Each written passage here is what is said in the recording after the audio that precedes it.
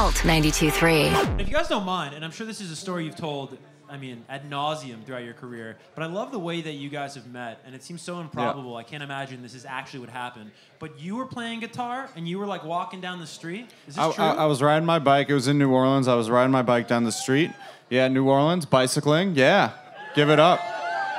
Give it an up. What was that a woo for? Was that for environmental modes of transport is what that was for. No, I think it was for New Orleans. Yeah. Any bike fans? Who dat? Who's not let's just say who's not a fan of a bike, you know? Yeah. Man. Don't trust those people. I don't know about those people. You don't like dogs, you don't like bikes? No friend of mine. Mm-hmm. So what, you heard him playing guitar? You really just like walked up to this stranger and you're like, hey, no, I was riding my bike and there's nobody around and he was killing it, singing his heart out, and I was like, this dude is awesome. I'm sure this happens to you guys quite often in New York City and in the subway stations and stuff. Somebody's just killing it and you're gonna like, I'm gonna enjoy this for a little bit. This is really nice. This is great. That's pretty much what I did. There was nobody else around, and as luck would have it, he had just moved to town and was looking for people to play music with, and had some bad luck on some Craigslist dates that he went on with other musicians. I don't recommend, y'all. Yeah. Lesson learned. Shoot your shot, people. You made this album, Take Good Care, in 2 different cities with 3 different producers. The 2 cities, Nashville and New Orleans. Can we hear that on the record, you think? The songs that were made in Nashville, the songs that were made in New Orleans? Maybe a little bit. I mean, a little bit. So we did a good bit of it in Nashville with Dave Cobb, and we recorded mostly we were all in the same room on a lot of those songs, you know, just letting the amps bleed and the drums bleed and the vocals bleed. So I really think that on those tunes that we recorded there, you can certainly hear that. You can hear that, but I wouldn't say that you could hear the Nashville influence or something on those tracks instead of like a New Orleans sound on the other ones. Yeah. You didn't borrow any like twang? No, man. I wasn't like, I'm in Nashville. Like, I just do that anyway, you know.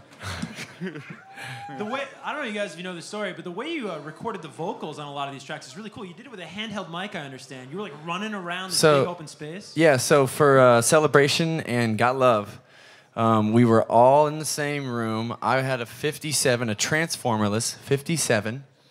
But basically, it was like the way that Elvis used to record because he hated vocal booths. So he liked to be in the room with the band, with the energy. And I was like, well, if it's good enough for Elvis, it's good enough for me. Shit, you know? There are 14 tracks on this album, and I understand one track got cut pretty late in the game. What track was that? I don't know. You tell me. You guys lying in your interviews? No, I actually heard this. Like one track got cut. You only had to cut one track. Is that true? Didn't make it. Right. Yeah, well, we didn't really have like lyrics we were feeling on it, so we didn't put it on the record. I don't even remember that one. If We Can't Evolve. Oh. Yeah. What was the story with that song? That's just one that's a really good like sort of jam / bassist. It's got a good hook right now. We just need more of the song and more of the thing that makes it that it thing. Just doesn't have all the flesh, basically. Yeah, let's do that.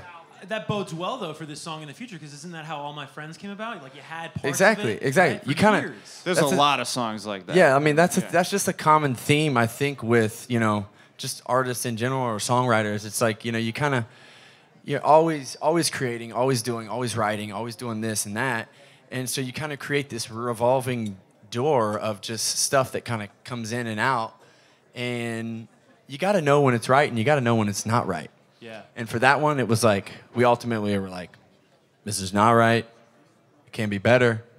We're gonna put it back on the shelf. There was actually a couple tunes. No, one song that didn't make Men Amongst Mountains that is on Take Good Care. Oh, yeah. It's a song called Hate to Love You. And it's a completely different version. Anybody here in their 20s want to make some noise? All right, right on. Solid. Me too. Solid decade. I asked that question because a lot of the lyrics on this album, I understand, came from when you guys were in your 20s. And as the song says, not to be too on the nose, but, I'm in my 20s, I'm living reckless. Do you have any advice you can impart to our friends in their 20s? Know when you're messing up and, know when you need to get right.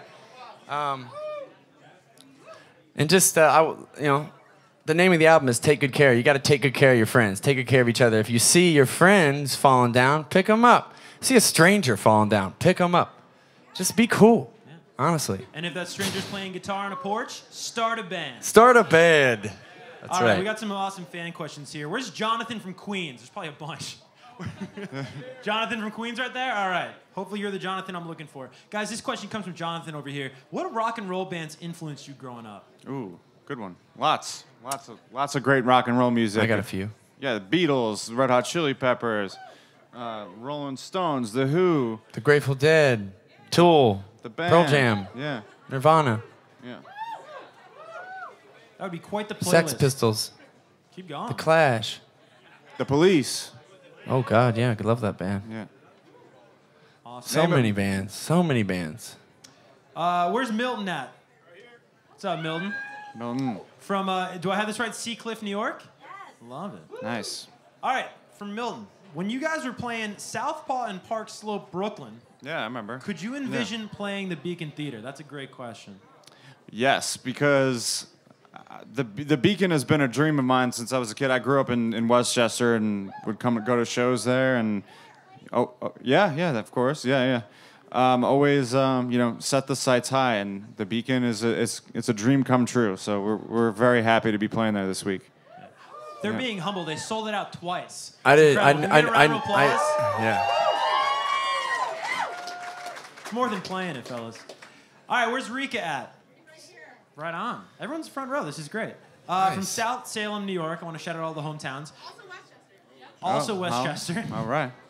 And Rika says here that my daughter is an aspiring singer-songwriter, and there's two questions here. Rika is going for it all. What advice do you have that you think no one will be honest enough to share? That's another great question. Sounds like you're asking me to insult you.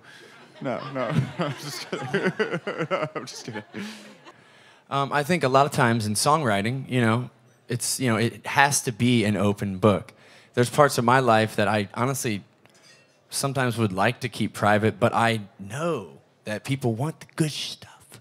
They want the gushy stuff. They want the stuff that has drama in it. They don't want that, cookie cutter stuff. So I think if she's, an aspiring artist and a songwriter, put that drama out there. If you got drama, write about it. Because honestly, it can become this cathartic, thing that you do that's becomes a little bit of therapy, for yourself. What's the gushiest lyric on the new album? Oh. God damn, I hate to love you. Right on. Also, one more thing about that. I think that for a new artist trying to put themselves out there as a musician, it can be extremely daunting because especially in a city like this, there's just so much talent and there's so many people, and it's just it could almost just seem like hopeless that you're gonna get any sort of traction or anything. But just I think having faith in the process and in yourself, and that you just have to keep doing it. And just every little bit, and there's going to be countless failures and disappointments along the way, but it's just about just as long keep as you're having staying fun. at it and as long enjoying as you're loving that, it, and it'll. And follow up with Rico over here. How did you know you, quote, made it?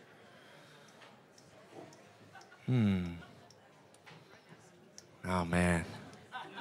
I don't know. In my mind, it's I think I'll know we made it when, we're playing Madison Square Garden. That's, kind of where I'm at right now. I'm we did Red Rocks, and I was whoa, okay. This is crazy. But, there's still, I think there's always, I'm a very competitive person a lot of ways with myself as well. So, you kind of get to a bar, and then you want to raise it. That bar gets higher and higher and higher, and I think you just have to that's just human realize. nature, really. Yeah. Just because as soon as something happens, you just get used to that and accustomed to that, and you're always trying to push it to the next level. So along the way, there are various points where you're like, wow, we've made it. We got a booking agent, and we're getting $300 to play in this town on a Wednesday. This is amazing, but then you sell out venues, and then it just seems it's just constantly at a higher threshold. Yeah. Let's shout out Liam Hughes. Where you at, Liam? Over here, Rumson, New Jersey. Good man. What are your favorite songs that you've released? Give us a top 3. All right. My top 3. We'll do top 3 each. I'd have to say Soul Fight, Wish I Knew You, and man, this is tough. You know, this is like picking your children. It's a yeah. Sophie's Favorite choice. children. Next. We have a lot of kids. We've been at it. We've been getting busy, yo. You know, I was really excited to put out the single that's actually coming out right now. Is that Change? I was really excited about that one. Love the groove on it. So, there we go. Let's go next question. Yeah, all right. Yeah. I'm getting the go ahead. Where's Elias from Westbury? All right. Maybe we made up this person. What is the funniest moment on the tour bus, or what has been the funniest moment on a tour bus? Can I tell us? Hey man, Go for it. All right, so you're not supposed to go number 2 in the bus bathroom because it's just you just don't do it. after 8 people living on it. Yeah, that's a rule on all tour buses. And the first night we were ever in a tour bus, we were on the bus in less than 1 hour. We were parked out in Houston, and Dave goes, "Oh man, I got to black bag it." So. Sorry guys. Yeah. That was pretty funny. Had to black bag it, you know. Yeah. Everyone's been there. Hey, you know, everyone's been there, you know, right? Yeah. All right, let's segue somehow from black bagging it to Jen Handworker. Where are you, Jen?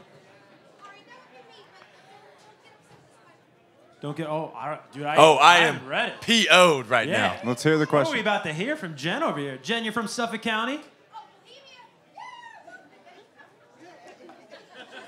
They're just shy, I'm sure. Jen, come here. Jen's very outgoing. Get over here. It's great. Get on up Ask your here. question. Come on. I did, but I don't want you to be insulted. Like, you don't have No, to it's answer. fine. Don't worry Who about was it. the most embarrassing in public? And I want to tell you cheers and thank you for... Other than Jen. Nice. All right. The question is, who is? The most embarrassing in public. Who is, like, you know... We have no shame, Jen. Neither? We don't worry about that I just stuff. told a story about him crapping in a bag on a bus. I mean, straight up. About him, and he has to tell It a story doesn't about get you. lower than that. And then I'm going to get you as a drink. Tell a story each. You know about that. Did you just bribe the Revivalists? All right, what do you want, guys? I'll get you anything you want. What do you want? Like a cold one? All right, Jen. Oh, hey. Ready for that? Jen. Nice. I love Get it. back there. Jen's a troublemaker. This is like a real show right now. Yeah. Jesus. Got drinks spilling, you know. Yeah. All right, so did we get a final answer on that? Yeah, Who- we who don't. Who's is- most embarrassing? Who's the most embarrassing? I don't know. I I think sometimes I'm the most awkward. I can embarrass On myself. camera, I can be very pretty awkward. just fine on my own. So. Yeah.